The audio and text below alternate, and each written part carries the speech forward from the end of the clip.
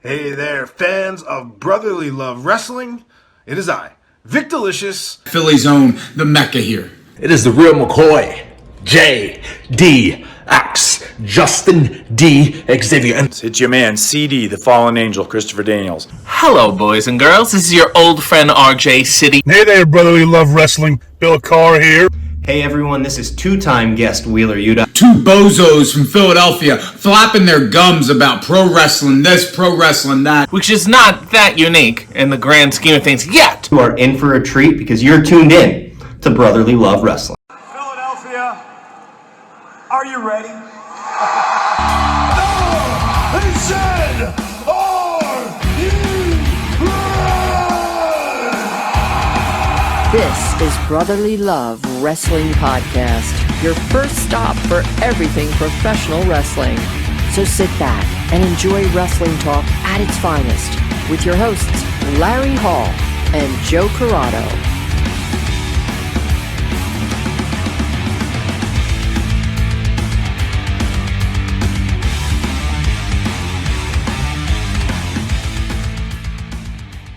Welcome, everybody, to Brotherly Love Wrestling.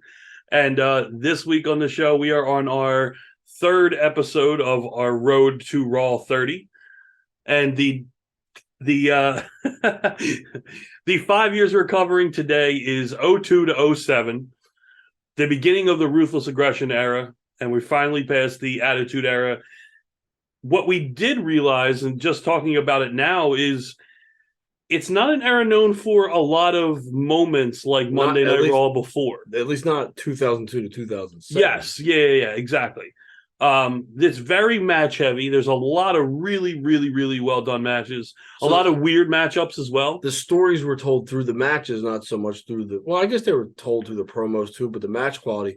So I guess we could say that our favorite era was the Attitude Era for the personalities and the larger-than-life characters and whatnot. Mm-hmm. That it was a part of it. Yes. Yeah. But the Ruthless Aggression Era had some of those same qualities, some of those same stars, just aged a little bit. But the match quality and the actual wrestling, because at this time period, you're big in Kurt Angle. Shawn Michaels is back. Yes. You got a young Randy Orton with Evolution as a main faction that is part of this era. Yes. You have Eddie Guerrero. You got Eddie Guerrero. You got Chris Benoit. You got Chris Jericho. You got Christian. Rey Mysterio. Rey Mysterio doesn't make too many appearances in this episode because he was mainly SmackDown. You have which a lot of those guys like Guerrero and stuff like that, they're not going to be on this because of it's Monday Night Raw. You have Edge. Yes. Who's knocking on the door to becoming a champion, getting elevated. You have John Cena. You have making his rise. And again, but he is also on SmackDown, so you don't see the beginning of that in this. But when he comes over to Raw, he's pretty much becoming the star. Yeah, absolutely. Becoming the guy. Because he gets a lot of the rub from... I mean, he pretty much got it from SmackDown with Taker. Yes. And then he comes over... And Angle. Yeah. And then he comes over to Raw, and there's only a couple people on Raw that you really need the rub from. Yes. One of them being Shawn Michaels. Yes. Yeah. In an amazing match. Well, let's start in 02. We're going to do the whole time frame. Chronological order, basically. Gotcha. We'll start because you can do the matches like we said. So we have October of 02 and the first ever Monday Night Raw TLC match. And when I said weird matchups, this is exactly what I was thinking of. Because when you hear TLC, most people, you jump to Hardy's, Dudley's, Edge, and Christian. This matchup, Kane versus Bubba and Spike. It's still the Dudleys. It's still the Dudleys. No, I'm not. Yeah, but I mean the Dudleys is Devon and Bubba. But not. Yeah, Jericho and Christian when they were the Un-Americans, and then Jeff Hardy and Rob Van Dam. I mean, basically, if you were to put together a perfect team for a TLC match, that isn't Jeff and Matt, I think Jeff and Rob Van Dam might be better than Jeff and Matt. I agree. Because Matt couldn't move like Rob Van Dam. No, not even close. Absolutely not. No. So if you were to put together the perfect team to jump off shit, I think that might be the best team ever. Yeah. Yeah, I mean, I agree. It's hard to beat those two. I mean, that just naming those. I mean, Kane's the odd man out. Yeah, and now what did you say? It was supposed to be Kane to make it even weirder. Yeah, Kane and Hurricane Helms. Okay, all right. They did have a lot of. I mean, we notice it today, like the random tag teams. Yes, but they've had numerous random tag teams over time. Oh yeah, I mean, Triple H and Austin, I would put as a random ass tag team. Triple H and Austin. That was. I think the one that works, it was still random, is Rock and Foley. Yeah, of course. Yeah, I mean, I think that's the ultimate albeit being random as hell. Yeah. Kane and X-Pac. Kane and X-Pac are definitely up there. I think you can pair anyone with Kane. Aside from Taker.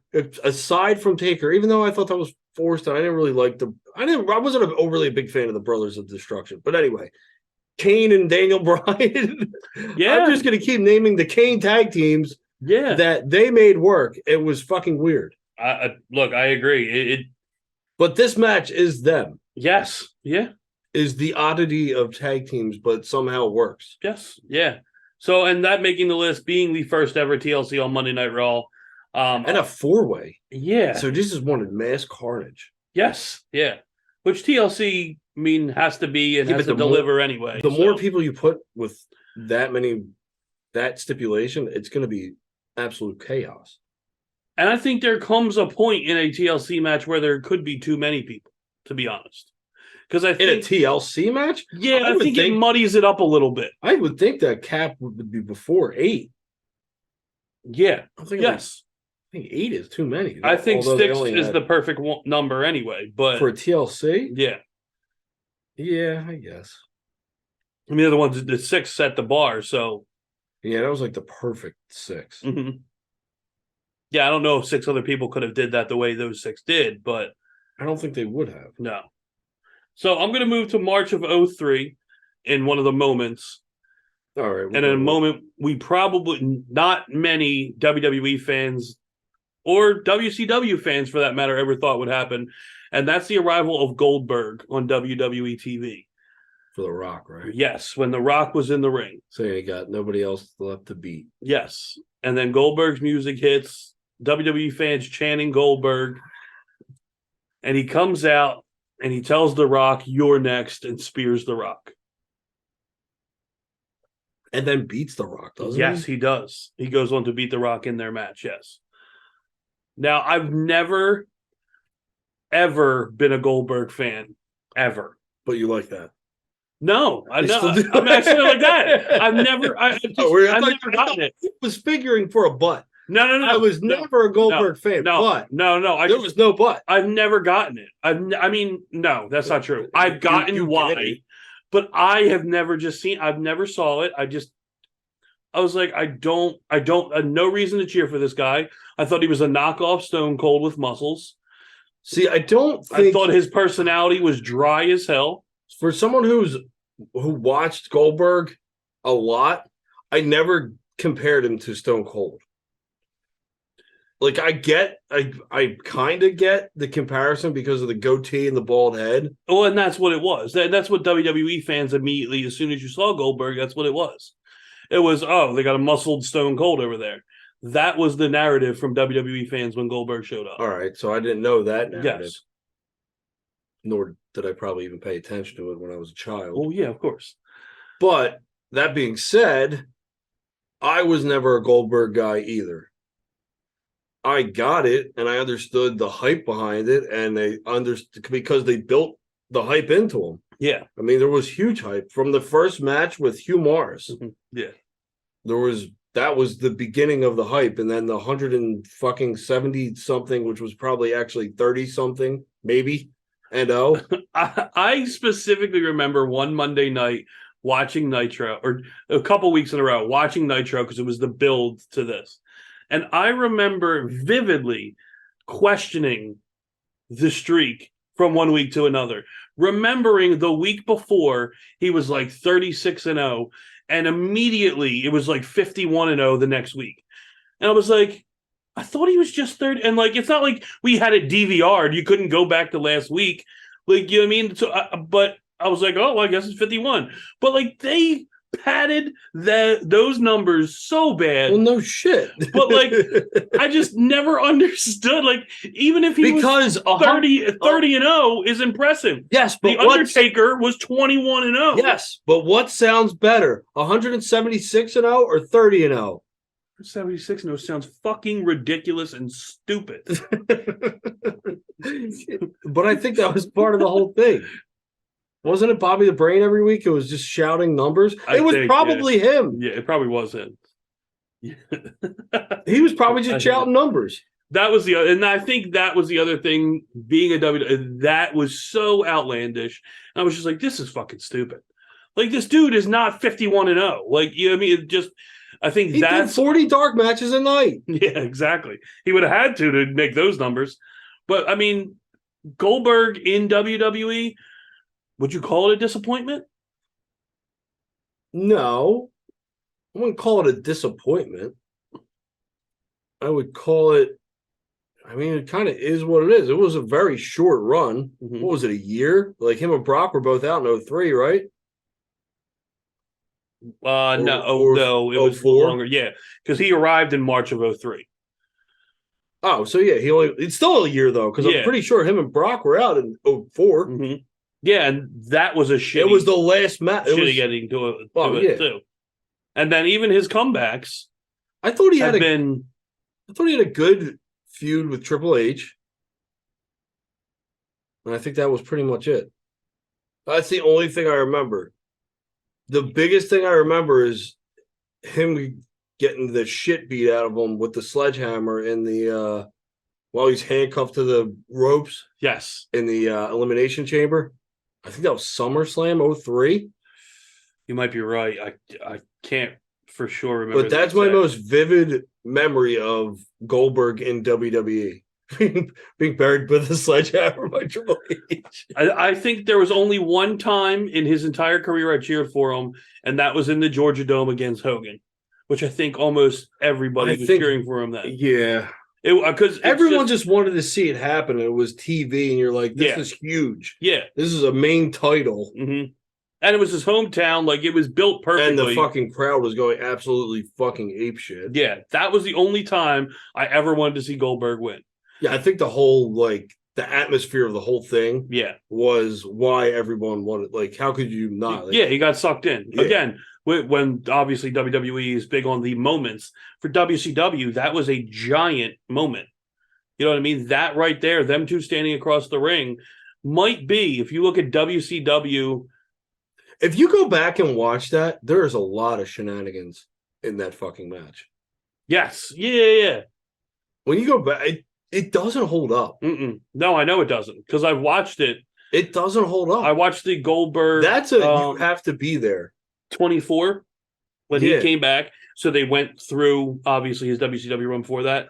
And even in clips of it, I remember going, man, this really doesn't. It doesn't hold up. So I have another one in 03, unless you have a match. Well, there's a couple matches. You want to mix in? Yes. Mine's at the end of 03. All right. So I got one in June. Another big time moment.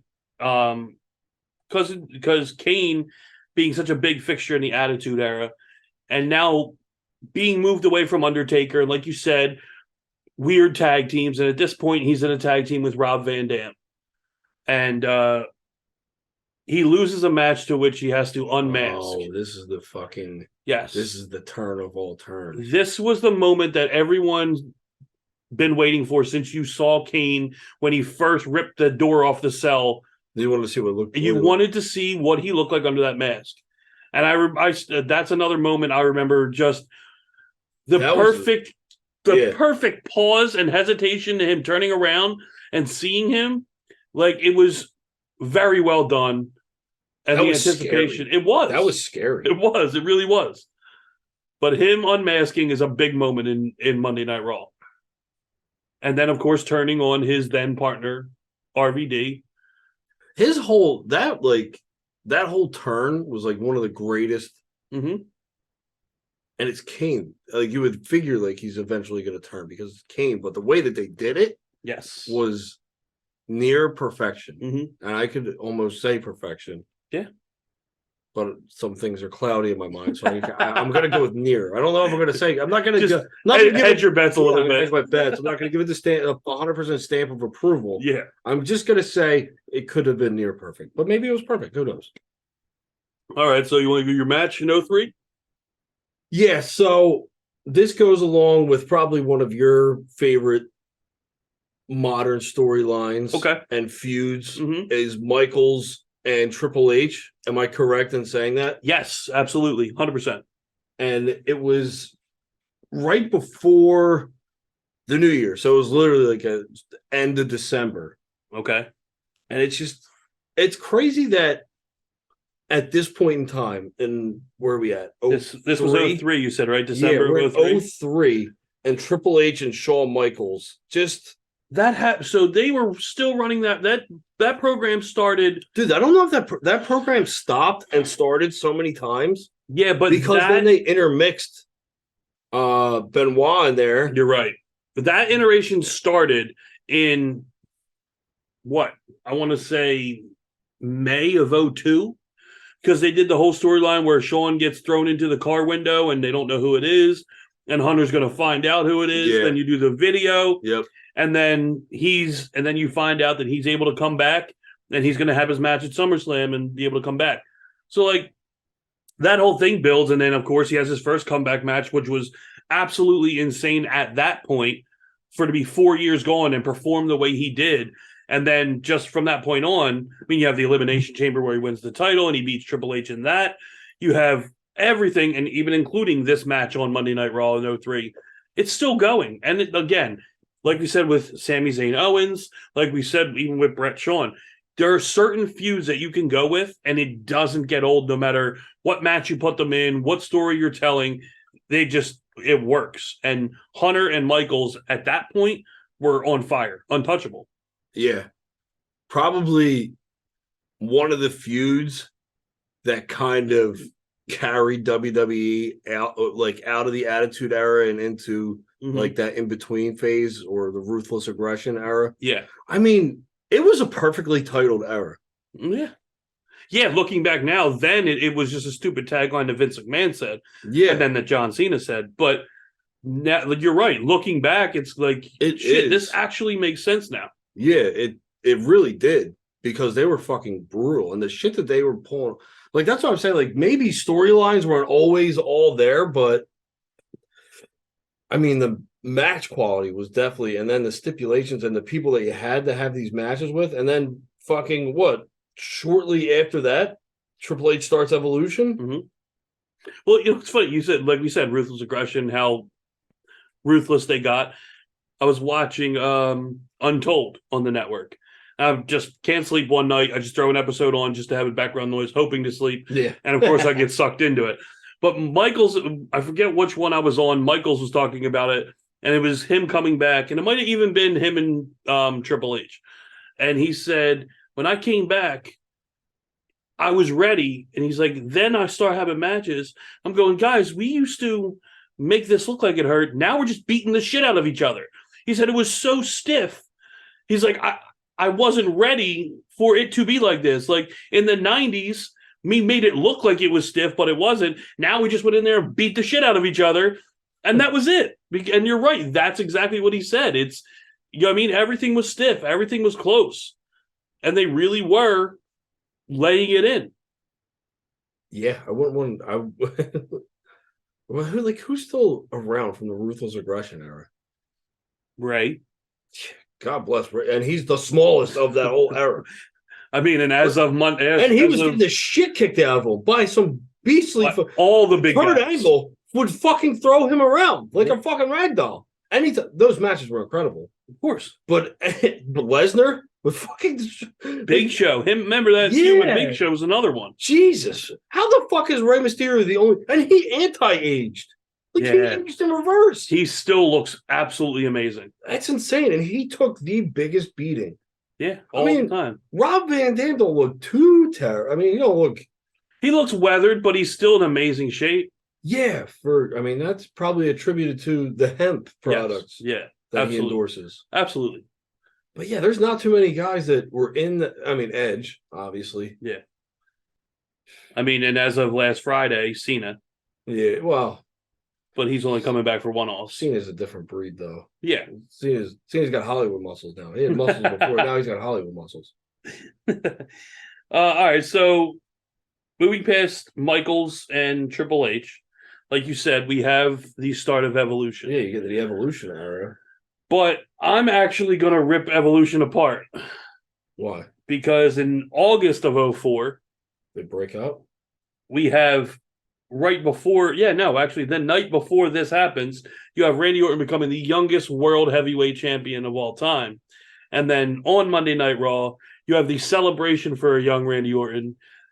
Randy Orton gets put on Batista's shoulders, and the thumbs down happens. And they turn on Randy Orton, and Triple H, because he's so driven by that title, needs to have that title and attacks Randy Orton. And then you start the Orton versus Triple H feud for the world title. And it's still Triple H's Evolution. It's still Batista, Flair, and Triple H. They just kick Randy out of Evolution at that point. Who did Randy beat to become the youngest champion? Was it Benoit? It might have been. A little fact check while we're doing this. Yeah, but I mean, why not?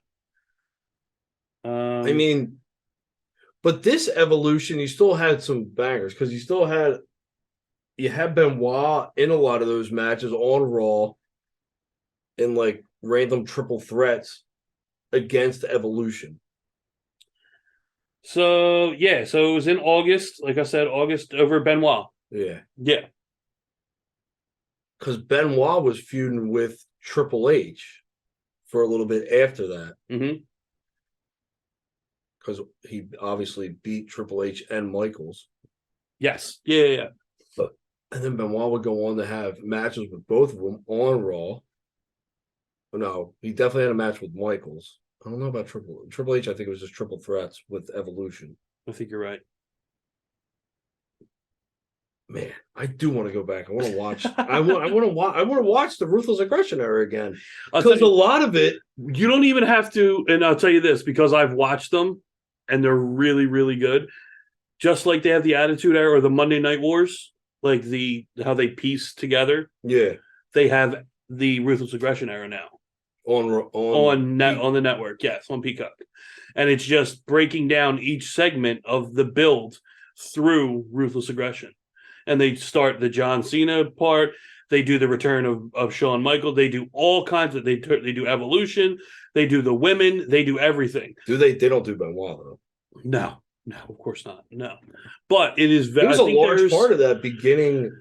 7 or 8 episodes of this, and they're about 40, 43 minutes, 45 minutes, something like that. They're really well done, and that will get you exactly what you want. Like, you know what I mean? See all these moments and great matches as well of Ruthless Aggression, but they're really well done. And you still have Jericho in this era too. Yes, he's another one still around, although he doesn't. I mean, half the time he looks okay, and then the other half he does not look okay. He fluctuates a lot. Yeah, it's when he goes on tour. I feel like when he goes on tour, that's it. Yeah, and he just comes back. It's a lot of that tour and being on the tour bus late at night, going to the next city and drinking and all the food. Yeah. So I have another one for late December in 2004. And this is the first ever women's main event match on Monday Night Raw. Lita and Trish? Lita and Trish for the title. It's iconic. Yes. Lita beating Trish and becoming... I haven't thought about that in forever. I miss them. I don't. No? I still don't. Yeah, no. You never got them. Towards the end, when they were like... They're kind of just letting loose. Yeah, I think they were actually starting to be funny to me, and then they got cut. But I think if they bring them back to be funny again. I don't know, maybe. I still never liked them. I can't say I did. But we'll fake it for this episode. But Jesus. Trish Lita, before there ever was a women's revolution, and the women got time and were wrestling like they are now. These two broke the mold, got the first ever main event, and made women's wrestling, men especially, look at women's wrestling completely different than they were looking at before. Yeah. This is kind of that, if you're going to put a date or a match for the start of the popularity and the new breed of women's wrestling, this is probably it. Because you got to figure, like, how many women watched that and they're like, oh shit, like, how many people saw that and they're like, this is what I want to be. Like, that match was probably very... I would be interested to see a lot of the women now in WWE if you ask them. Like, what's the match that... Yeah, I that bet did you, it for you? I bet you a lot of them would say that match. I would think more than half, depending on the age, I guess. You got to figure the whole 4 horsewomen and that whole group, like, they're our age, so watching that... I think the horsewomen, at least, obviously, you know Sasha was big Eddie Guerrero. You know Bailey was big Stone Cold, Bret Hart, like that. So because they're our age, I think they didn't have that. I think you're looking at more of the younger women. Oh, yeah, you know what I mean? Right. Because at least from what 20-somethings, yeah, like from what they have said in the documentaries millennials and stuff, exactly. Fucking millennials. You're a millennial too. I'm on the back edge of that millennial. That's the best part about the millennial. There is the group that is like 2 or 3 years removed from the beginning of that refuses to claim millennial. I'm not, and I agree because I'm right there with you. I'm not. When I hear the term, I'm like, I get it if you're going to put the date on it, but there's no way I think like that. I agree. I completely agree because I feel the same exact way. We have to have our own era. We have to have our own. It's like the night. When did was it 85 was the start of the millennials? 84. 84? It's 84. So we need 84, 85, 86, 87, and even 88. We need that 5-year span to where we're not millennials and we're not, what's the other one? Gen X? Gen Z? I can't. I'm not even going to try and guess. I can't. I always mix them all up. Genetic freak. That's what we should be. Big Papa Pump. Yeah, we'll be the Big Papa Pump era. We won't be the millennials, and we won't be the other people that I forget what they are. We'll be the genetic freaks. Yes. Yes, perfect. I mean, look, I'm down with it.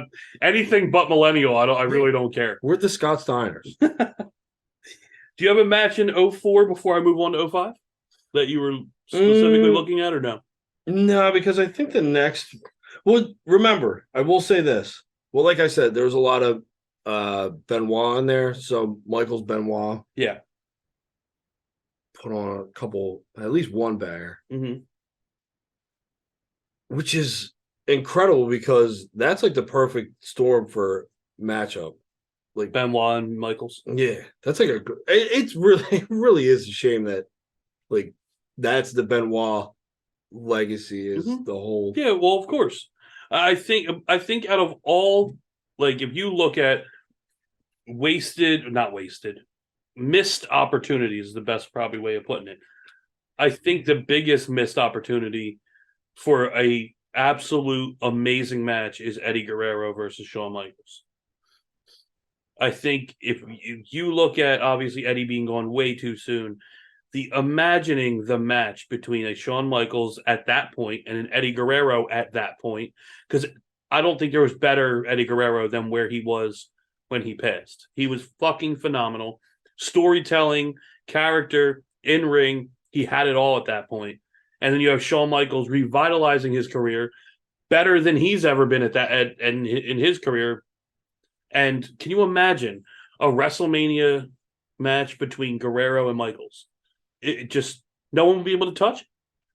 It was still WrestleMania. That's probably like one of the biggest what ifs. Yeah. I think that's what you call it. Like the what if. Yeah, absolutely.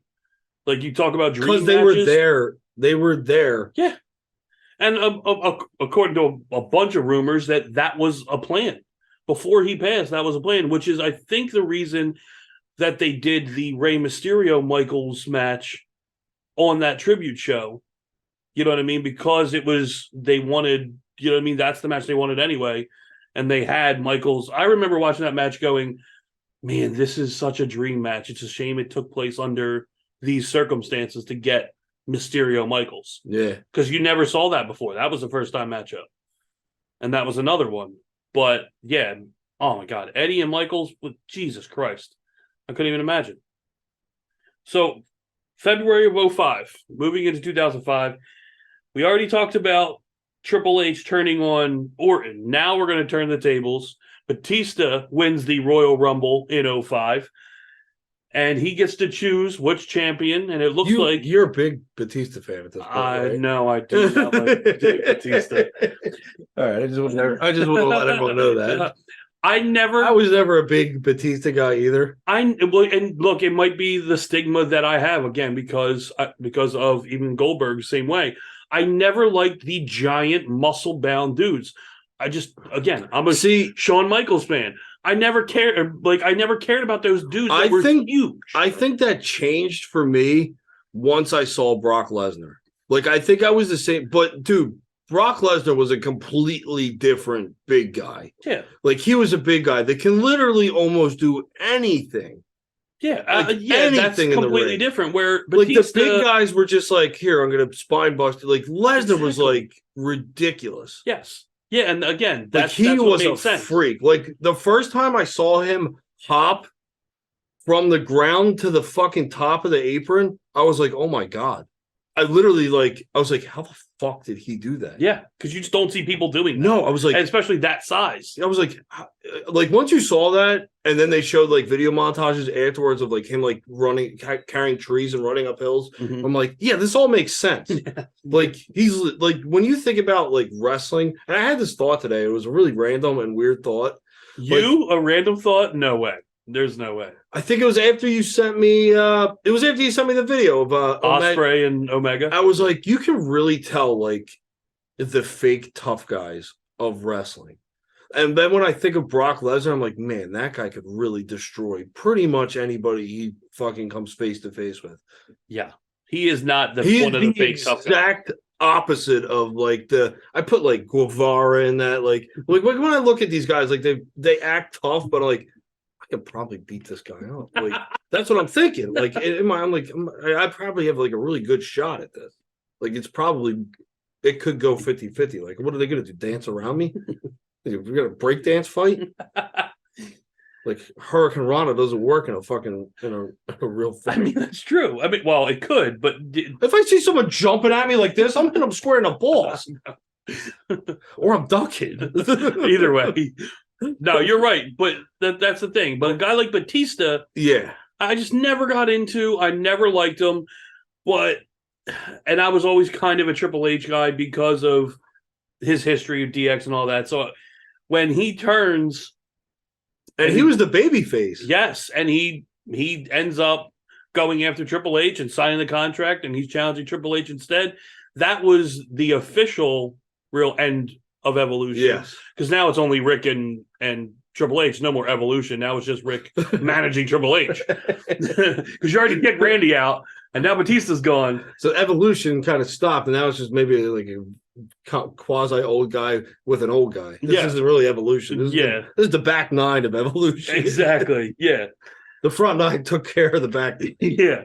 So, but still, a pretty big moment on Monday Night Raw. One of those things that people always remember. Is this Legend Killer Randy Orton yet? In 2005? He might have already Yeah. Is this But he might have been. I think he was on SmackDown at that point. This was like the Mick Foley, and like on building to. I don't know, because Triple H was in that too, because he punted Stephanie and all that. So during that time. So I don't know. All that merges fucking together. It's been such a long time that it's not fresh in my mind anymore. I don't remember. This is almost at the point of where I checked out. Yes. So after 2005, I draw complete blanks on pretty much anything wrestling. Yeah. For a few years. So after 2005, it's going to be like you say, and I'll be like, yeah, I remember going back to watch that. Yeah. Yeah, next episode is going to be hard. No, but there are some moments that are memorable, at least. Like, they're memorable. Maybe not for me at that time period, but when you go back and watch them. So I got one more in 05, and then we can move to 07. Does it have to do with Shawn Michaels? It does. Is it a big super kick? It is. Is it on Shelton Benjamin? It is. Yes. So that's one of those moments that, like, just that GIF alone. Yes. It's really not the match. And the match itself was a damn good match because, look, Michaels and Shelton can both obviously go. But that super kick, that's what I mean. What could be one of the, if not the greatest, because the one on Ray was. Yeah, I agree. And that match was better. But this, Shelton Benjamin a springboard coming at Shawn Michaels. Dude, he was all the way across the ring, too. Mm-hmm. The freakish. Shelton Benjamin will always be underappreciated. Always. Always. Yes. And possibly someone that should have at least teetered on that world championship. Mm-hmm. The guy had it. And he still has it. Yeah, but in that point in time, yeah. Even when he was the gold standard, like, he had it. Like, it was crazy. There was no one else in the ring that was as athletic as Shelton Benjamin. Yeah. And that's a lot of fucking athletic people in that time. And I still would put him up there, even in this roster, athletically. God, yeah, he was before his time. Yeah. Because if he was around what he was doing back then in the same shape, I mean, you know, he's still in great shape, but he's not what he used to be. Like, if he was how he was then, now, I'm gonna put it out there that he's at least a 2, maybe 3-time world champion. Because he would have beat Rollins. Yeah, you're right. He'd probably definitely. He would have beat Ambrose. He would have at least put in a match with Roman. Mm-hmm. He could have beat Sheamus when he was champion. There's a lot of guys that he could have handled, just being that freakishly. And he wasn't a small guy. No, he was not. He was fucking jacked. Yeah. Yeah, he's still a pretty big dude. Yeah, but then he was a different animal, Shelton Benjamin. Yes, that's crazy. Well, I mean, look, it took Kofi Kingston how many years? Oh, yeah, and well, Kofi at least 11. 11. Right? That's what it was. Yeah, look at with Kofi. And Kofi would have never been had it not been for the perfect storm. Yes, that perfect string of matches where he was the underdog, and nobody's fan base locks onto an underdog like the WWE universe. Very true. And that just carried him. Mm-hmm. Like, that string of like incredible showings just carried him, and that was like, it was undeniable at that point. Yeah. Just like Daniel Bryan, it was undeniable. I think it would have been a different route and path for Shelton Benjamin, just because of his stature and his. Well, yeah, of course, things like that will be different, but yeah, I agree. It's the underdog thing always works. Always seems to work no matter what. The problem is getting someone to be that underdog. Yeah, I mean, yeah, because I feel a lot of people don't like being, the white meat baby face trying, like. So I'll tell you who right now I think they could elevate with an underdog story. Mm-hmm. Like, I think Mustafa Ali, he would be a big underdog type story. The thing about Ali is I love him in the ring. I don't know if it's him missing or if it's creative. Yeah, but missing. there's enough about him as an actual person that you could build that underdog story. I get that. I don't know what's missing with him. Maybe it's this. Maybe it's a story. Maybe it's a meaningful story to where you can actually see depth in character, because he's one of those guys that's never been given the opportunity to have any like depth and character. They made him fucking leader of a bogus fucking faction that was awful, and they tried to. And I'm going to use the word "tried" very, very loosely on this. Yeah. Tried to make it work. They at least put them out there for show for a couple weeks. Yeah, and it was just awful from pretty much day one. But really, what that could go down as his fucking legacy, being the leader of that. fucking mess. What was the name again? Retribution. Retribution. Yeah, it's hard. I don't know how we got all the way to here. Go ahead. Rein us back in there, Chief. All right, so last one I got, and we moved all the way to 07. Mhm. And I'm okay with that. Again, this is more of a match than a moment. And it's John Cena versus Shawn Michaels in London on Monday Night Raw.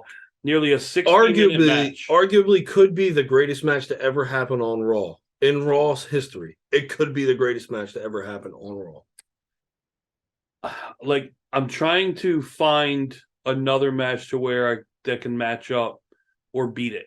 I don't know if you're going to. That's why I mean, like, it's memorable for being, I'll put it out there, say it again, a perfect match. Yeah.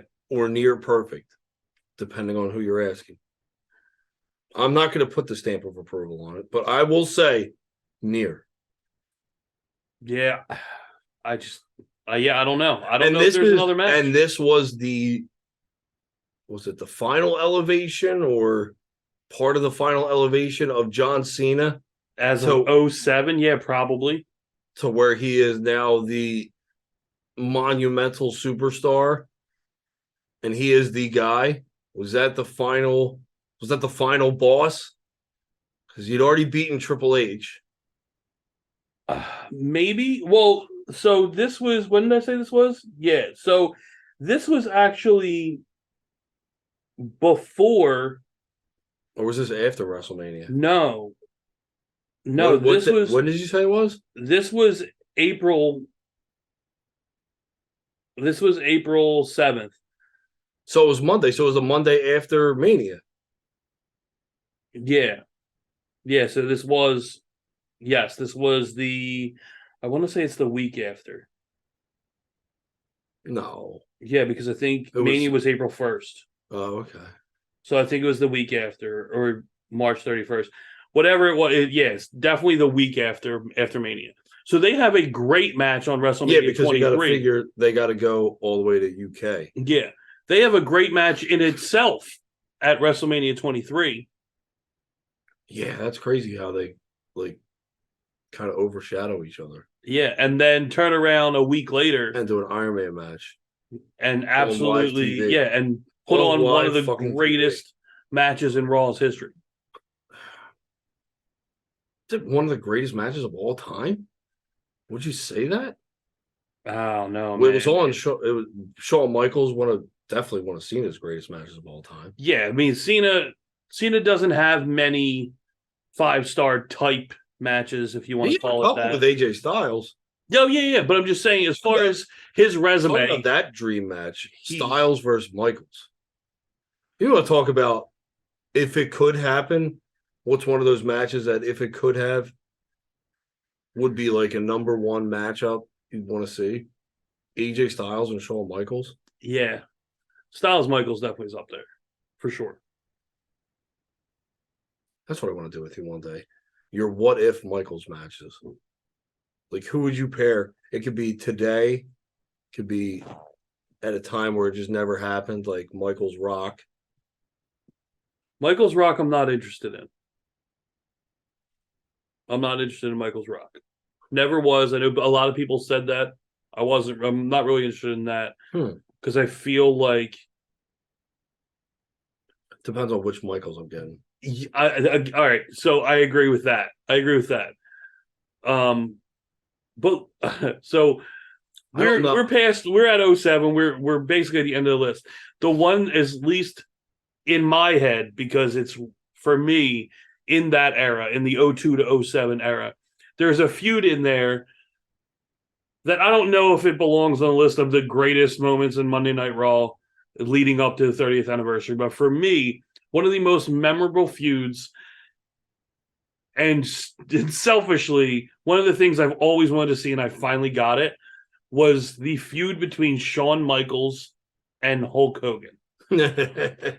That feud for me as a kid, because look, as a kid, I was a Shawn Michaels fan. And yes, I would switch over to Monday Nitro and I'd watch Hulk Hogan and Hollywood Hulk Hogan And I knew who Hulk Hogan was in WWF before that and all that. So, but to see my guy elevate, become the world champion, be the guy, and then see Hollywood Hogan on the other side being the guy, there was always that, man, I wish I could see Michaels versus Hogan.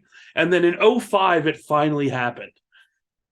And then you got to see the gold that he put on leading up to this, because Hogan didn't fucking show up to half of those Monday Night Raws. It was all Michaels. Michaels led that entire feud. I mean, you have the one where he walks out in Montreal in a suit and he starts talking shit about Bret Hart.